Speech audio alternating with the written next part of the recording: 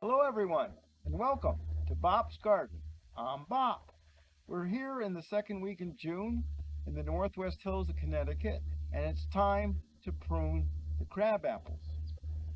If you look here, you see we finished flowering, and here are our crab apples developing. And this is a good time to prune, put out a lot of growth, and we don't want this to get any larger than this.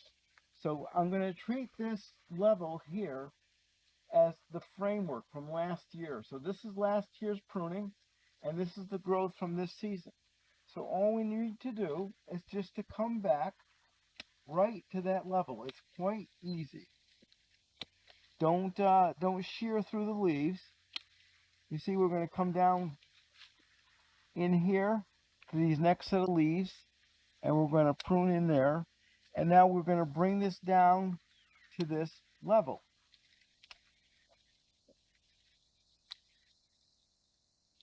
Now you can see the shape starting to develop here.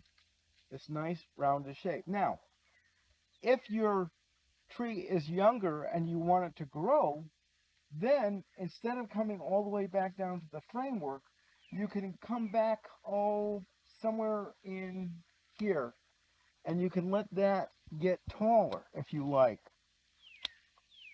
And then you can come up to the next level. So if I was going to do that here, I would do this, and I would do that. So you would have this next level developing.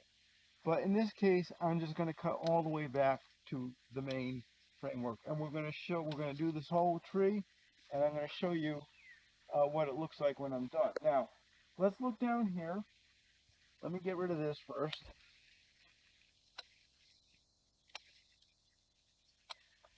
And let's look all the way down in there, and you're going to see these shoots coming up at the base. This is very typical of crab apples, and we'll cut all that down to the ground. We shouldn't let that happen to get up into the framework of the tree, because it'll ruin the aesthetics.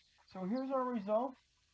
We've got all the this season's growth off, and we left behind our framework in here. Now, from time to time, I do have to cut into last year's framework. It'll be a small amount, something like this, where I'm trying to undercut the branches. So I do reach into the framework from before. And what we've done here is we've borrowed a technique from bonsai. If we look at this, we have some rules, bonsai rules.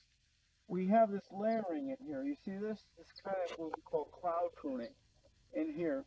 And there's this space in between. That's a space for the birds to nest. That's one of the bonsai rules. We don't want any eye-poking branches that are coming directly towards us. So these are some of the things that we use to get this design. And it's very effective to get a nice aesthetic result with it. So that's it for today. Thank you for watching Bob's Garden, and we'll see you next time. Please share, subscribe, and comment on my videos. And remember, be curious, not judgmental.